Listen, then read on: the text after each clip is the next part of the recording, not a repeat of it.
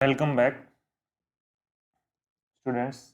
आप सभी का फिजिक्स स्ट्रीम्स के इस ऑनलाइन प्लेटफॉर्म पर हार्दिक स्वागत है। आज के इस वीडियो लेक्चर के अंदर अपने डिस्कस करने वाले हैं वेक्टर्स के ऊपर। अगला टॉपिक अपने शुरू कर रहे हैं। ये जो है अपने आरपीएससी ग्रेड फर्स्ट और सेकंड के लिए अपने शुरू कर रहे हैं। ये टॉपिक जो है आपके लिए मैक्सिमम एक क्वेश्चन जो है आपको देगा, मिनिमम एक क्वेश्चन आपको देगा। और इसके अलावा बाकी जो चैप्टर्स हैं आप ये भी कह सकते हैं कि इसमें से एक क्वेश्चन आएगा। उसके अलावा ये जो है अन्य टॉपिक के अंदर भी आपको काम आएगा, क्योंकि घटकों में वियोजन जो करते हैं सदिश के रूप में अपने जो निरूपण होता है वो सारी चीज़ें यहीं से आपकी क्लियर होनी चाहिए होगी। ठीक है ना। उनको क्लियर करने के लिए टॉपिक आपको करना पड़ेगा। तो शुरू करते हैं। आज का अपना जो टॉपिक है वो है वेक्टर। वेक्टर के बारे में अपनी बात करेंगे। तो अपनी बात करते हैं वेक्टर के बारे में। तो वेक्टर होता क्या है रियल के अंदर। सबसे पहले बात करते हैं अपने वेक्टर, या जिसको आप क्या कहते हो सदिश, या अपने ये कह सकते हैं कि भौतिक राशियां जो होती है जिनका मापन संभव है उनको दिशा के आधार पे बांटा जाता है। यानी आपकी जो कौन सी राशियां हैं, भौतिक राशियां हैं, इन भौतिक राशियों का वर्गीकरण दिशा के आधार पे किया जाता है। तो इनको तीन भागों में बांटा जाता है। नंबर एक, नंबर दो, नंबर तीन। नंबर एक पे जो है वो है आपकी सदिश भौतिक राशि। कौन सी है? सदिश। दूसरी जो आती है वो आती है अदिश भौतिक राशि। कौन सी आती है? अदिश। और तीसरी जो आती है वो आती है प्रदिश भौतिक राशि। सदिश बोले तो वेक्टर है, ठीक है। अदिश बोले तो स्केलर है, और प्रदिश बोले तो टेंसर है। इस तरह से भौतिक राशियों को तीन अलग अलग कैटेगरी के अंदर डिवाइड किया गया है। अब इनके अंदर भी अपनी बात करें ना, तीन अलग अलग कलरों की हम बात करें, टाइप्स की बात करें, तो सदिश में हम कहते हैं कि जिनको केवल क्या आवश्यक होता है, सॉरी केवल नहीं कहेंगे, इसके अंदर कहेंगे जिसमें दिशा और परिमाण दोनों की आवश्यकता होती है। जिसको जिस भौतिक राशि को व्यक्त करने के लिए दिशा के साथ साथ में, या आप कह सकते हो परिमाण के साथ में दिशा की भी आवश्यकता होती है, उसे हम क्या कहते हैं? उसे हम सदिश कहते हैं। दूसरी जो आती है वो आती है एदिश। एदिश भौतिक राशि ऐसी होती है जिनको केवल परिमाण से व्यक्त किया जाता है, इनमें दिशा की कोई आवश्यकता नहीं है, ठीक है।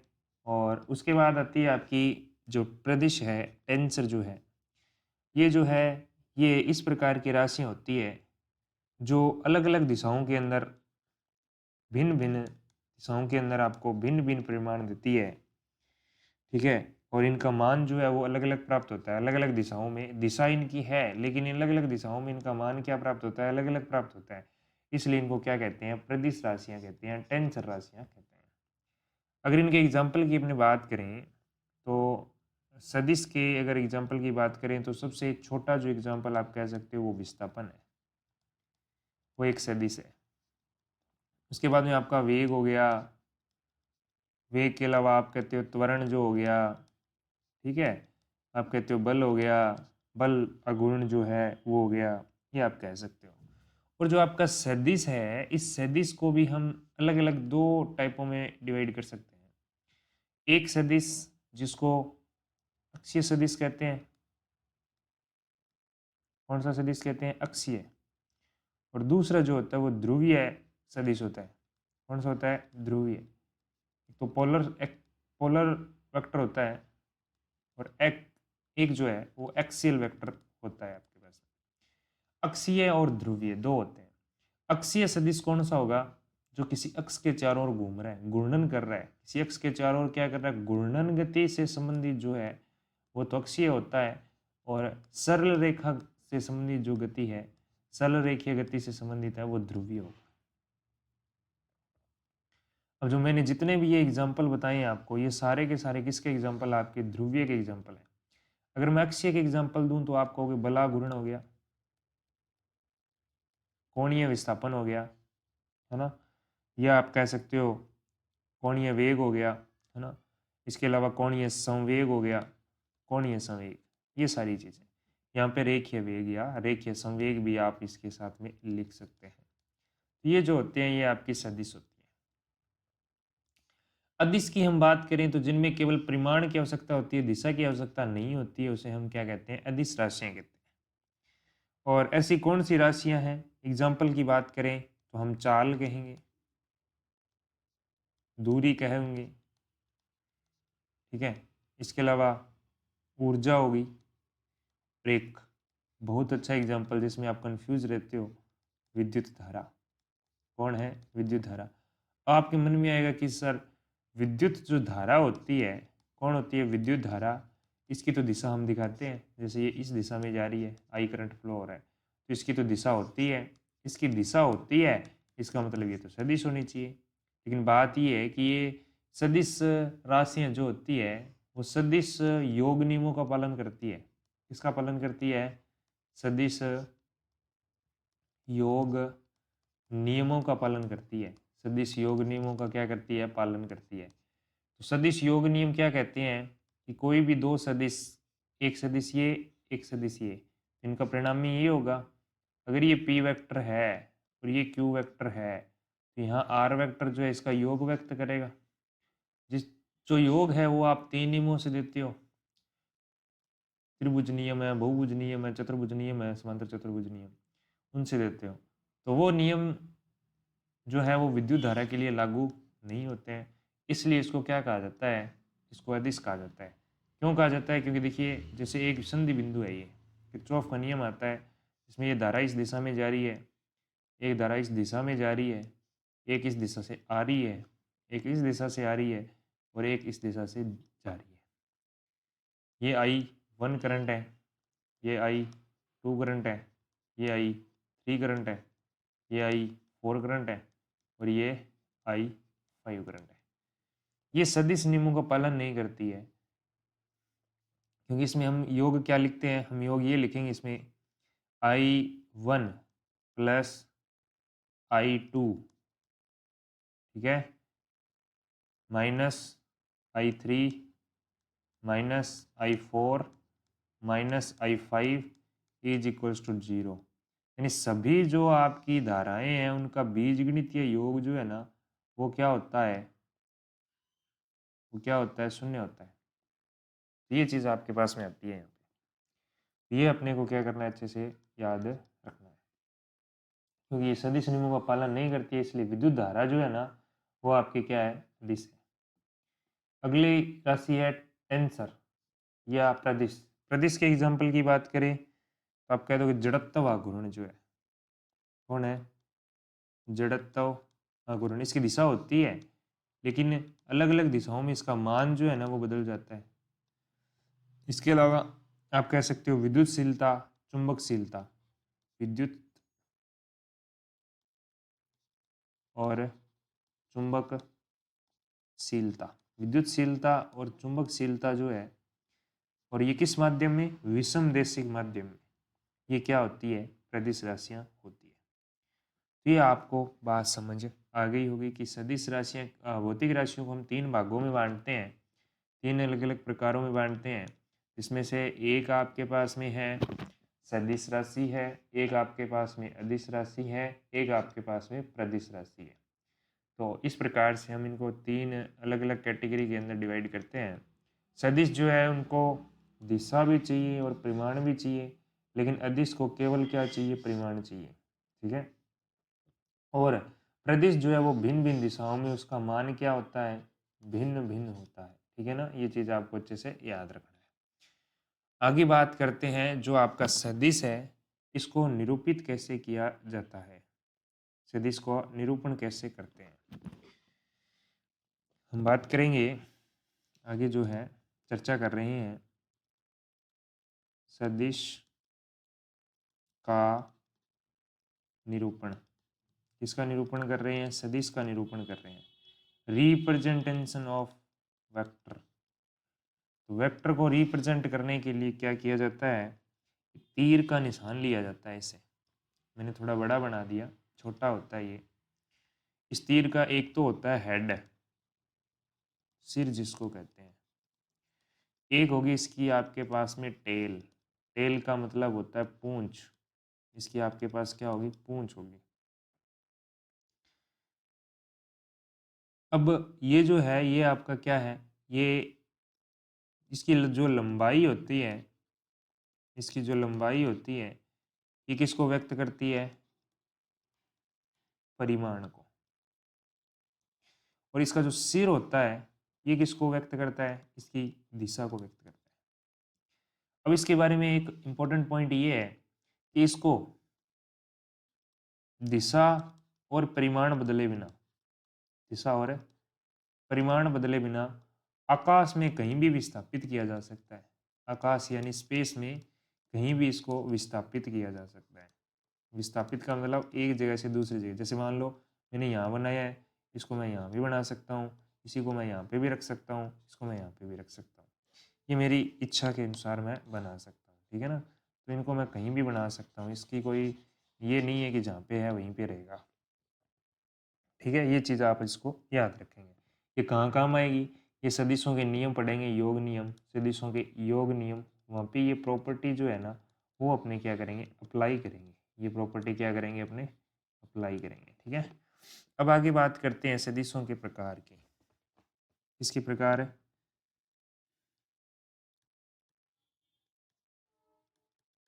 सदिशों के प्रकार। अब सदिशों के प्रकारों की बात करें, चर्चा करें, तो सबसे पहले प्रकार का जो सदिश आपके पास मिलता है वो मिलता है समान या तुल्य।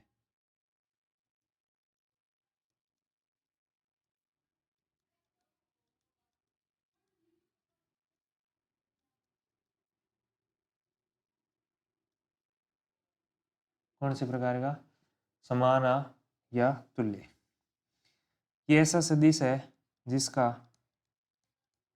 परिमाण और दिशा दोनों क्या होते हैं, समान होते हैं। दोनों क्या होते हैं, समान होते हैं, याद रख लोगे।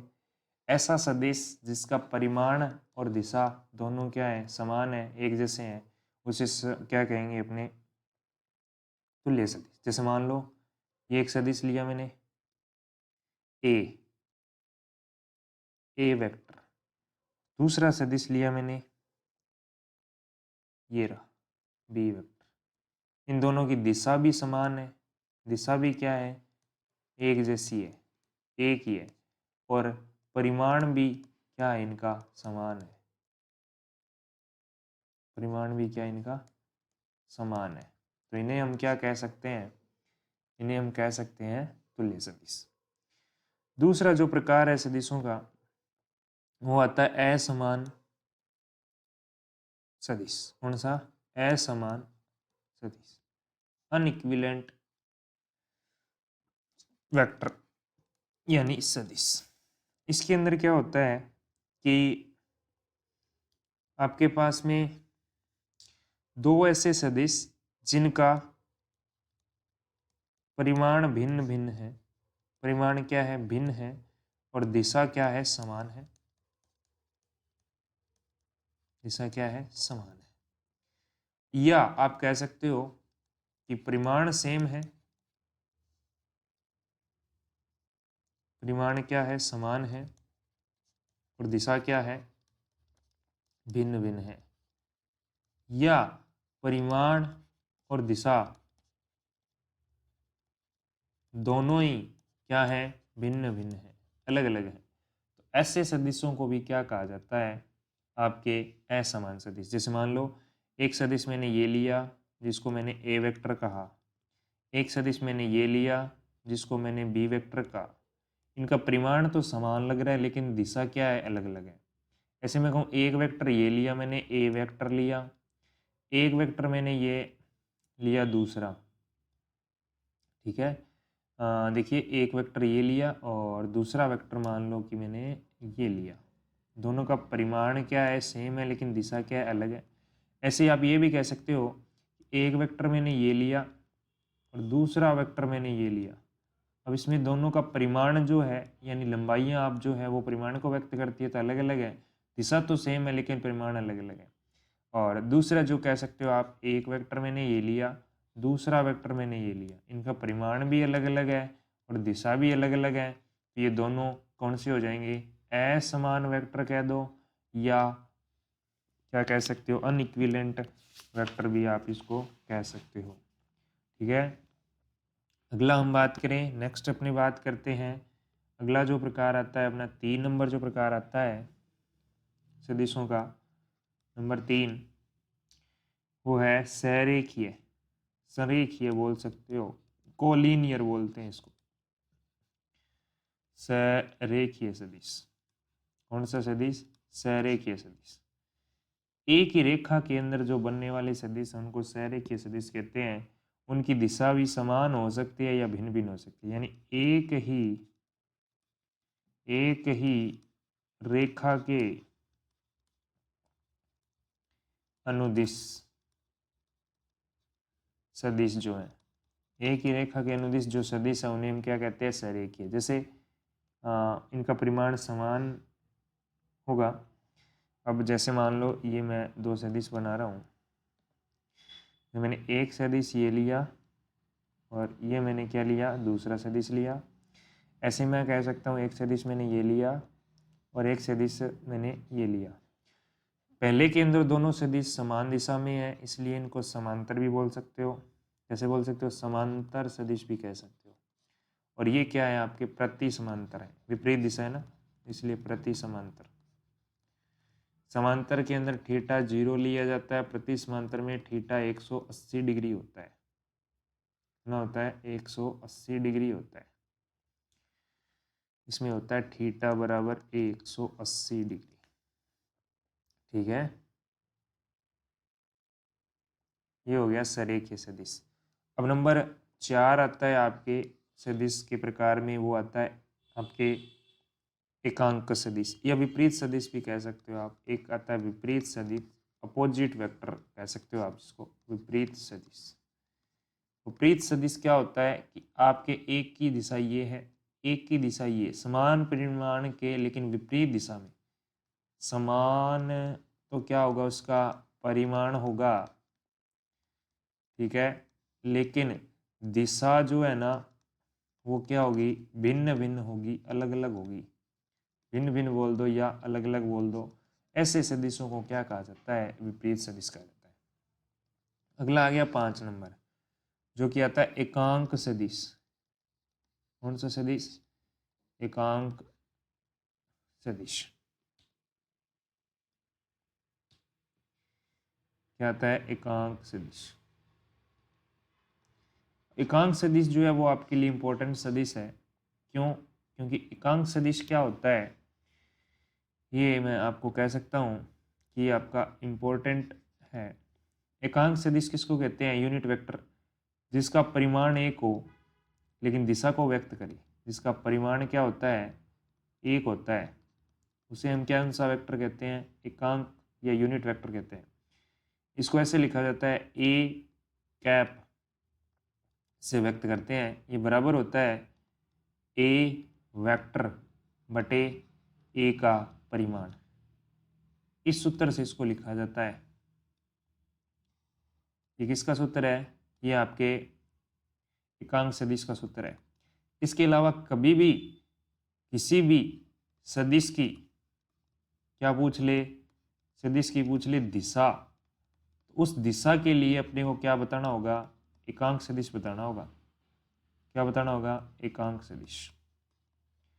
तो ये चीज अपने को माइंड में याद रखनी है, ठीक है ना।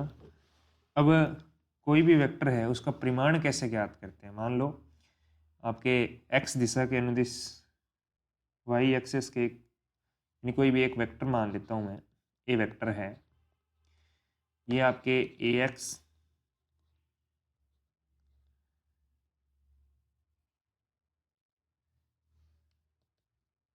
एक मिनट, देखिए आपको यूनिट वेक्टर जो होते हैं एक्स अक्ष के अनुदिश यूनिट वेक्टर आई कैप लिया जाता है, वाई के अनुदिश जे कैप लिया जाता है, के को अनुदिश जेड के अनुदिश के कैप लिया जाता है। तो ये क्या है, यूनिट वेक्टर है। तो कोई सदिश है जो कि एक्स आई कैप, ए वाई जे कैप, ए जेड के कैप के रूप में है, ठीक है ना। इसका अगर मैं कहूँ कि आपको परिमाण निकालना है,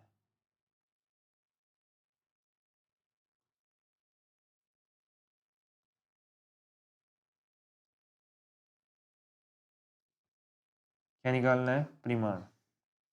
परिमाण निकालना है तो आप क्या करोगे, इसका परिमाण निकालने के लिए रूट यानी वर्गमूल होगा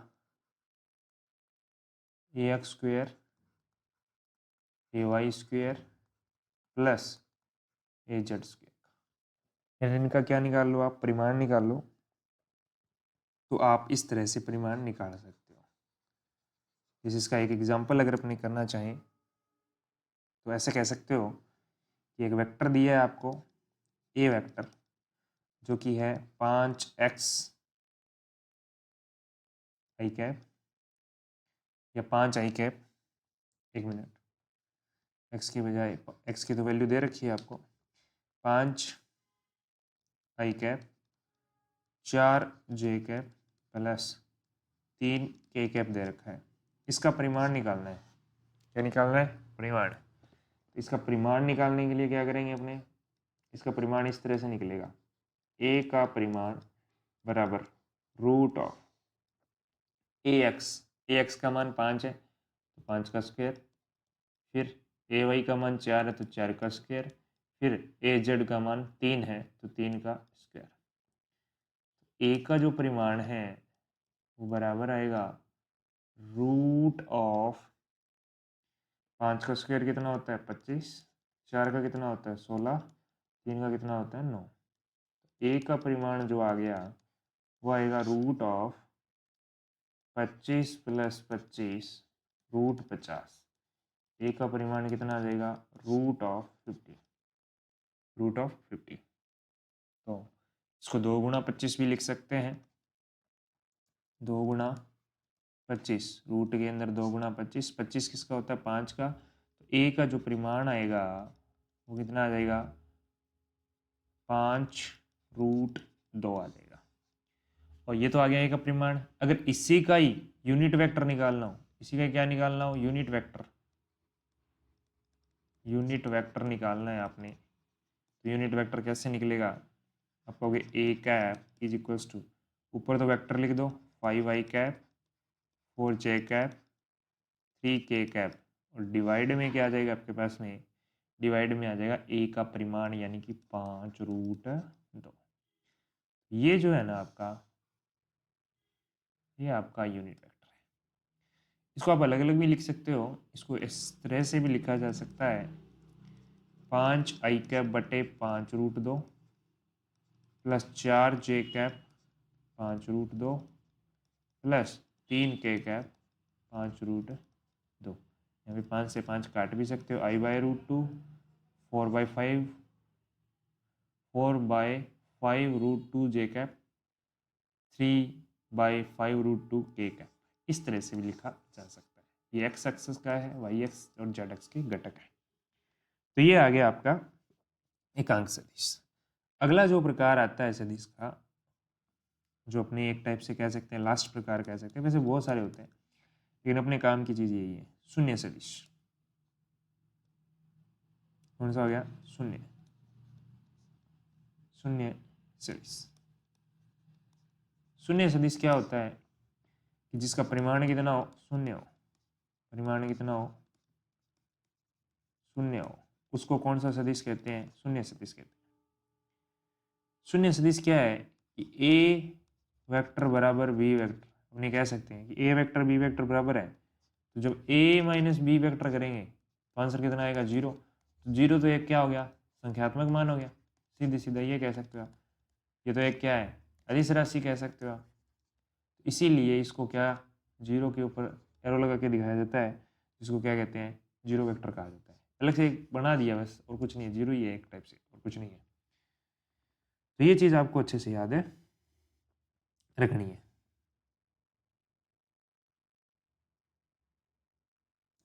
अब दो बातें और अपने को पढ़नी है। कोई भी भौतिक राशि है अगर वो सदिश है, कोई भी भौतिक राशि क्या है आपकी सदिश है, उसके लिए नियम है। क्या नियम है कि सदिश होने के लिए क्या जरूरी है? नंबर एक है वो कर्म विनय में ही होना चाहिए। क्या होना चाहिए? कर्म विनय में ही होना चाहिए। कर्म विनियमता का पालन करना चाहिए, होना चाहिए। ठीक है। दूसरा याद रखनी है आपने को बात कि सदिशों के योग नियम का पालन करना चाहिए। किसका पालन करना चाहिए? सदिशों के योग नियम का। सदिशों के योग नियम का क्या करना चाहिए? वो पालन करना चाहिए, तब तो वो आपके क्या है, क्या कहोगे आप उसको, सदिश भौतिक राशि जो है वो सदिश है, वरना वो सदिश नहीं है। अब सदिशों के योग के नियम आते हैं, अगला जो टॉपिक है वो टॉपिक अपने नेक्स्ट वीडियो में करेंगे। क्या करेंगे? सदिशों का, सदिशों के योग नियम। अब मैं थोड़ा सा बता देता हूँ। सदिशों के योग नियम में अपने 3 नियम पढ़ेंगे। एक तो पढ़ेंगे त्रिभुज नियम। कौन सा नियम? त्रिभुज नियम। एक पढ़ेंगे चतुर्भुज नियम। कौन सा नियम? चतुर्भुज। कौन सा चतुर्भुज? समांतर चतुर्भुज नियम बोले कहते हैं इसको, समांतर चतुर्भुज। एक पढ़ेंगे बहुभुज नियम। ये तीनों नियम अपने को पढ़ने हैं, फिर इनका परिमाण निकालना है, फिर उनका दिशा निकालनी है, फिर इनसे रिलेटेड कुछ अपने न्यूमेरिकल प्रॉब्लम्स करेंगे। ठीक है ना, इस तरह से अपना टॉपिक चलेगा। तो आज के वीडियो लेक्चर में अपने पहले स्टार्टिंग में अपने क्या देखा, वेक्टर क्या होता है, यानी भौतिक राशियों को 3 प्रकारों में बांटा जाता है, सदिश, अदिश और प्रदिश के बारे में जाना, एग्जाम्पल देखे, और विद्युत धारा का कंसेप्ट समझा। इसके बाद में सदिश का निरूपण कैसे करते हैं, फिर सदिशों के प्रकार पढ़े, जिसमें समान हो गया, असमान हो गया, सरेखीय हो गया, विपरीत हो गया और एकांक सदिश हो गया, और उसका परिमाण कैसे निकालते हैं, और शून्य सदिश हो गया। और फिर अपने बात की कि सदिशों के योग के नियम अपने को पढ़ने हैं, तो वो अपने नेक्स्ट क्लास में करेंगे। आज की वीडियो में इतना ही, मिलते हैं नेक्स्ट वीडियो। धन्यवाद।